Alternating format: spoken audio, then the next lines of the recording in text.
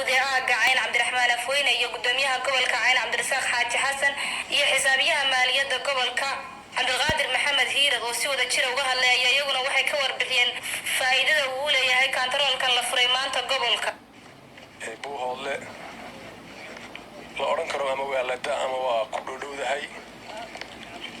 sida uu taliyaha hore sheegay insha Allah ciidankan iyo rugta waxay gudan doonaan waajibka iyaga saaran qodobka labaad waad aragtaan halkani baraag ma leh dhismo guurina ma leh askarta iyo qaabkeeda waad aragtaan waxaan idin soo jeedinaynaa inaad xil iska saartaan ka mas'uuliin ahaan inay dhismo baraageed iyo guri maanta oo bishu ay tahay 28 bishii tobnaad 2019 goobta aan ku sugannahayna ay tahay kantaroolkii qadiimka ahaa ee magaalada Buuhoodle ee gobolka Cayn magaalada madaxda gobolka Cayn gobolku yimid inay maamulka dhaqaajiyaan shaqooyinka ay qabteen qayb ka mid ah weeye ilaahay waa nagu guuleeyay maanta inaanu maaragtay ka maamul ahaan ka ciidan ahaan iyo wasiirada oo taakulayn in badan naga siiyayba inaan maanta ku guuleysano furitaanka kastankan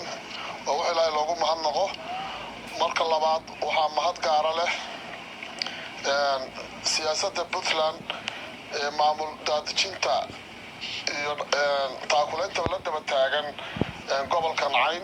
wasiirka wasaaradda shaqada iyo shaqaalaha dhalinyarada iyo ciyaaraha dawladda Puntland Wasiir Jaamac Faarax Muuse iyo wasiir dawlaha waxbarashada Cabdullaahi Xasan Dooble ayaa si wada jir iyaguna uga hadlay furitaanka waxayna ka hadleen ahmiyadda uu leeyahay furitaanka kantaroolka guud ahaanba gobolka Caynba waxa maanta farxad weyn ah in aanu halkan taaganahay kastamkii ugu weynaa aanu ka furno Buuhoodle muddada aanu joognay waxa ka horeeyay oo dhismay kulii deegaanka oo maxay iyaguna hadda ka bacdi shaqadooda bilaabi doona inay dakhliga maxay dhinacooda ka bilaabaan oo ururiyaan halkana waxa weeyaan kastamkii waa dakhligii wasaaradda maaliyadda inuu dhaqaaqo waxa guud ahaan hal mar noo suura gashay ilaah mahadi in ay hal mar wada dhaqaaqaan cashuuraha maxay degmada iyo kuwa gobolka haadaan cashuuraha dawladda hoose iyo maxay kuwa wasaaradda maaliyadda antoon halkan inaan ugu mahadnaqo wasaaradda maaliyadda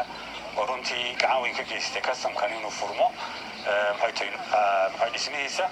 iyo maxay suura geliyeen inuu maaragtay uu shaqeeyo aan rajaynaynaa maanta laga bilaabo in magaalada Buuhoodle iyo guud ahaan gobolka Cayn isbedel maxay mugle uu ka dhaco waa xagga hirgelinta maamulka Puntland iyo dhaqaajinta cashuuraha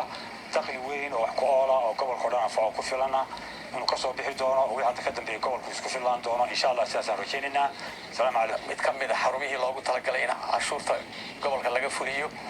xarumihii gobolka laga qaadi lahaa dakhliga soo galay